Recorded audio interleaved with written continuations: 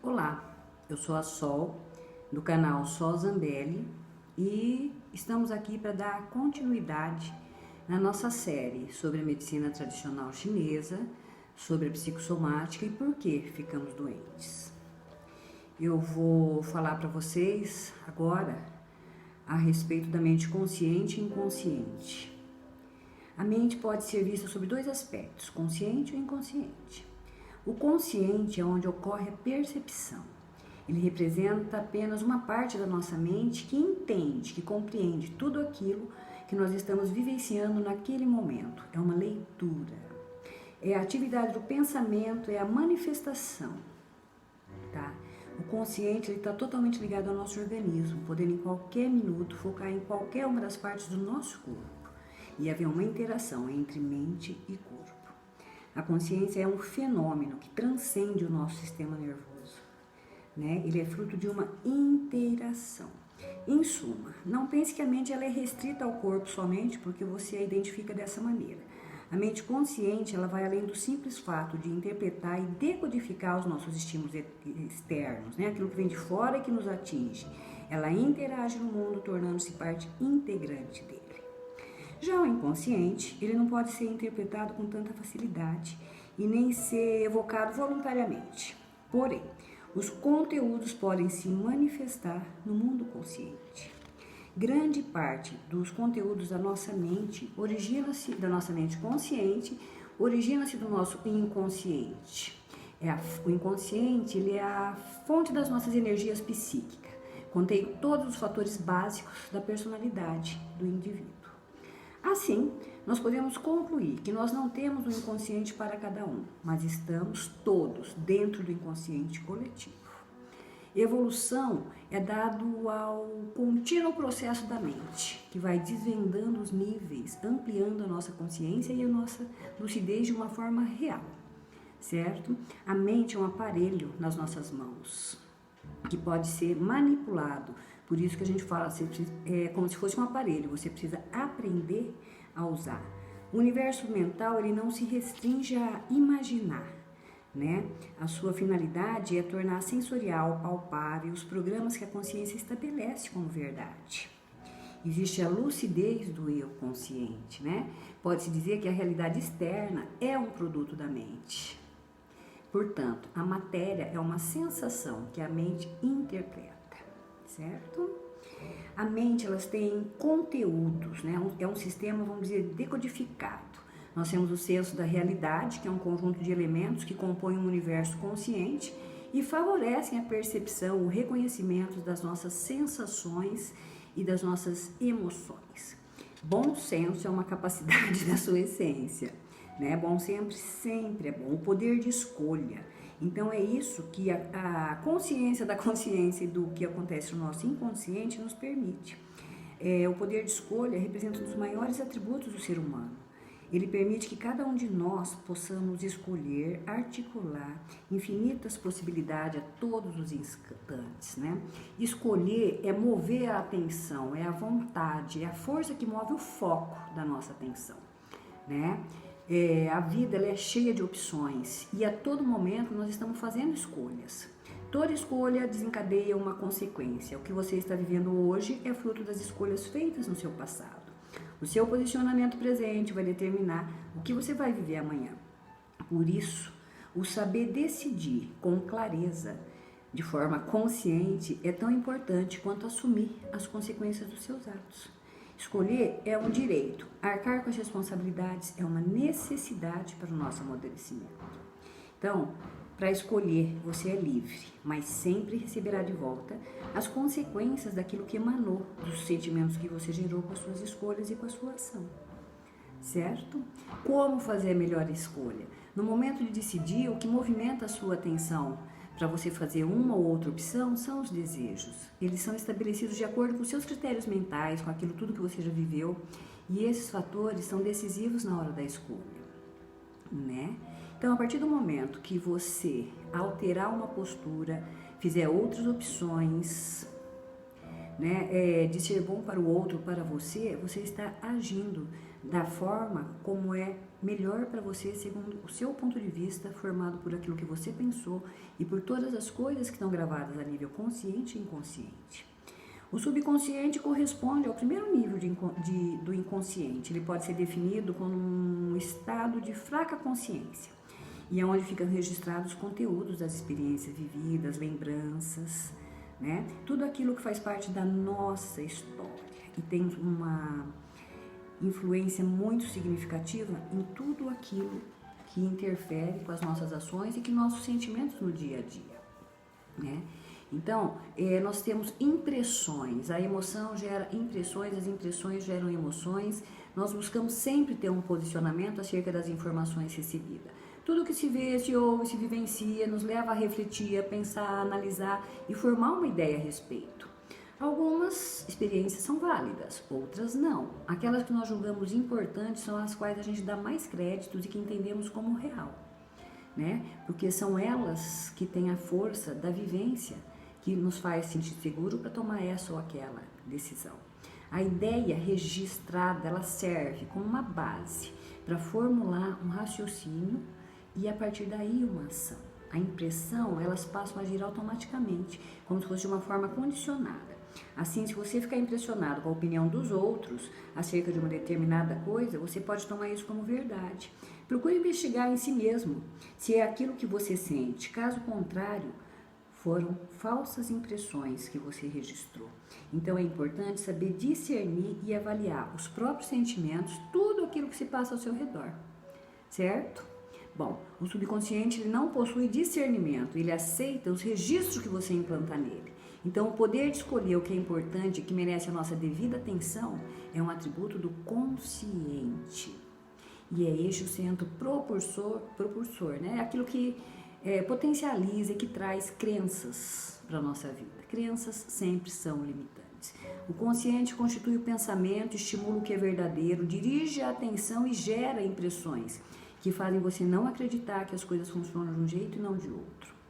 E é isso também que faz com que cada pessoa tenha um estilo próprio de vida, de reação às emoções, às circunstâncias, e que crie também um cenário repleto de situações particulares, de acordo com as suas necessidades, com a sua história de vida, né? Todo esse mecanismo de funcionamento da nossa mente mostra que você atrai ou repudia situações, oportunidades, pessoas, de acordo com as suas estruturas mentais. Elas sim são responsáveis por tudo de bom e de ruim que acontece na sua vida. Essas estruturas fazem parte da nossa constituição psíquica, né? Não se trata de pensamentos, meros pensamentos, mas das intensas impressões que a gente tem na medida que a gente assimila a emoção com as coisas que nós vivemos, né? A mente, gente, é uma coisa divina. Ela tem o poder de criar, de destruir, de reformular, de estruturar. Ela pode tudo. Atuam como vozes dentro da nossa cabeça, né? Ditando normas, regras, nos obrigando a tomar determinadas medidas, assumir determinados compromissos baseados naquilo que nós sentimos e em crenças, em dogmas, o que nos se torna real, né? Enfim, nós criamos a nossa realidade. Um exemplo disso é uma criança que se sentiu rejeitada pelos pais. Na medida que ela foi crescendo, ela alimentou em si a crença da inferioridade, que faz com que ela hoje se sinta menos importante para os outros. Aí quando você reforça, você acolhe, a pessoa vai moldando o subconsciente dela e espelha no campo energético dela a estrutura do sentimento de inferioridade. Esse sentimento atrai indiferença, e mesmo que a pessoa se esforce para agradar o outro, ela não vai conseguir obter respeito, porque ela acredita na inferioridade dela, né? Então é a partir daquilo que ela sente, ela vai despertar no outro. Enfim, é uma situação bem delicada, né? Mas enfim, de qualquer forma, não é nada que você não consiga resgatar se você resolver se cuidar, tá?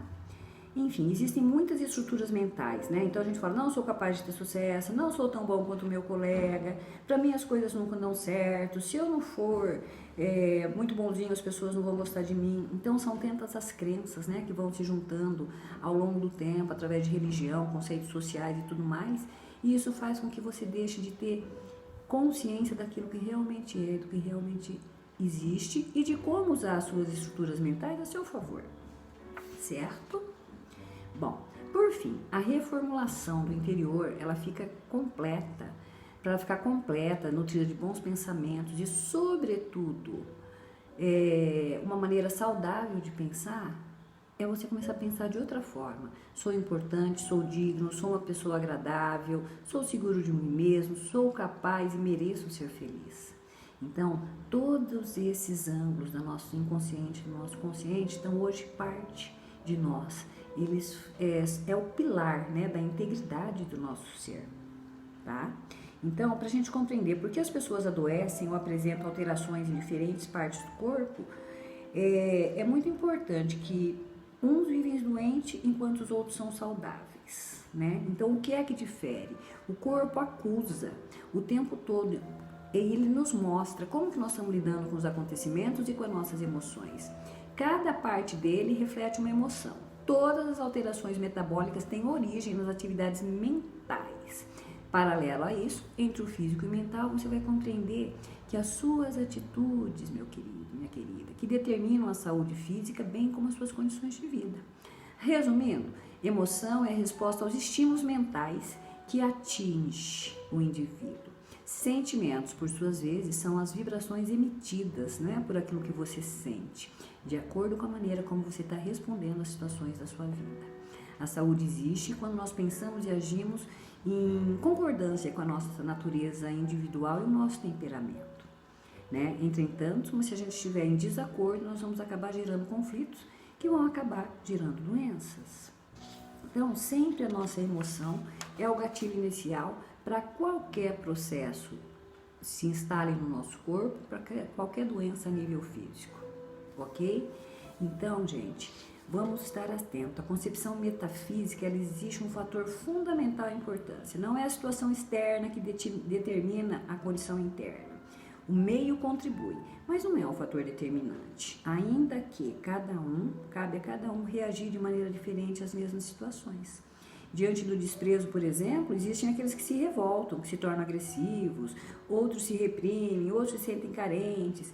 Há também aqueles que se tornam independentes, né? Dependendo do nível de evolução e de amadurecimento. Tudo pode dar em nada, e o nada pode ser tudo, né? É comum nós encontrarmos pessoas que foram maltratadas na infância e que nem por isso são revoltadas.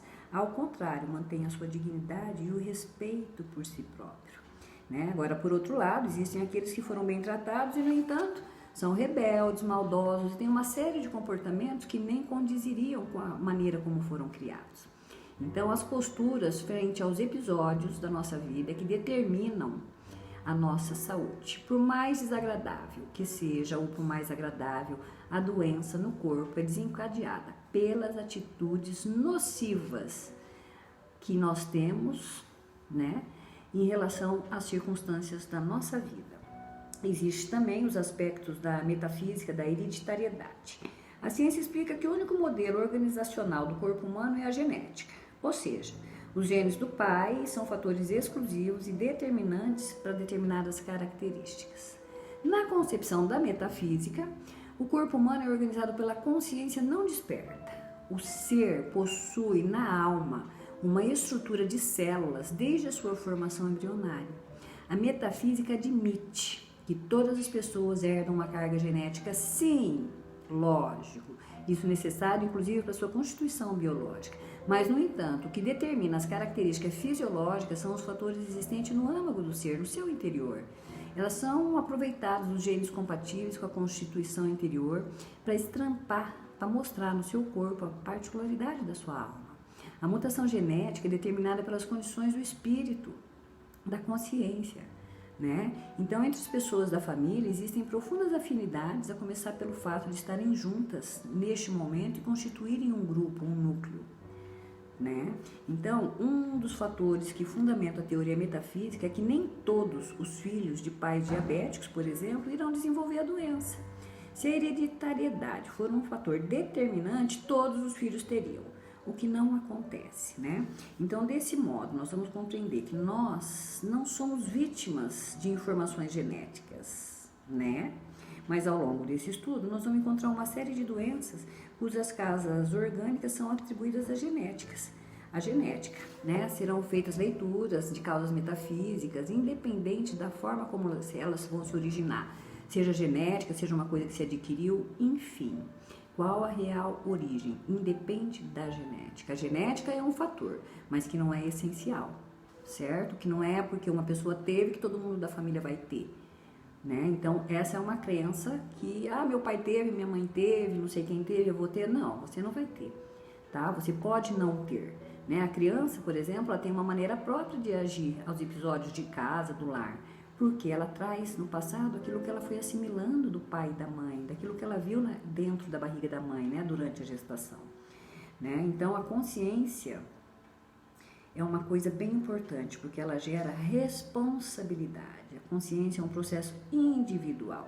Cada um vive a sua própria experiência de acordo com o seu conhecimento, certo? E a responsabilidade é o poder de você ser você mesmo, de responder pelas suas habilidades e dar o melhor de si. A vida não exige mais do que você pode fazer, tá? Então, o que vem a ser o seu melhor é aquilo que você já experienciou, é aquilo que você sabe, que você sente e que você não tem dúvidas de aquilo é real. A vida é um constante processo de mudança. Nós estamos sempre desenvolvendo novas habilidades, nos tornando mais conscientes dos nossos potenciais. Aquilo que é bom hoje pode não ser o melhor amanhã, porque nós encontramos uma nova forma de agir, né? Enquanto nós estivermos fazendo o melhor, tudo anda bem e nós teremos saúde. Mas, quando as nossas atitudes não forem apropriadas, ou seja, elas não estiverem de acordo com a nossa condição interna, tudo em volta vai se desestabilizar, podendo até mesmo surgir uma doença no seu corpo físico. Porque o nosso corpo é o sensor que acusa quando temos atitudes inadequadas, sentimentos ruins, né? Então o corpo em algum momento vai falar e vai mostrar, porque ele vai ficar doente, sem dúvida nenhuma. Só podemos responder por aquilo que temos consciência e não pelo que nós ignoramos, certo? Então é como alguém que não é habilitado a dirigir um carro no trânsito. Ele precisa conhecer tudo para que tenha condições de colocar isso em movimento sem causar acidentes, certo? Então, essa concepção básica compreende que o passado e o futuro se fundem no presente e a conduta atual pode resolver as pendências emocionais e alterar as próximas situações, inclusive a sua saúde, seja física, seja mental, emocional, mas em especial quando ela se manifesta fisicamente, ok? Então, terminamos agora essa primeira parte. Se inscreva no nosso canal, deixe o seu like e a seguir, no próximo vídeo, nós vamos começar a falar do processo da doença propriamente dita. Ok? Honcha e muito obrigada.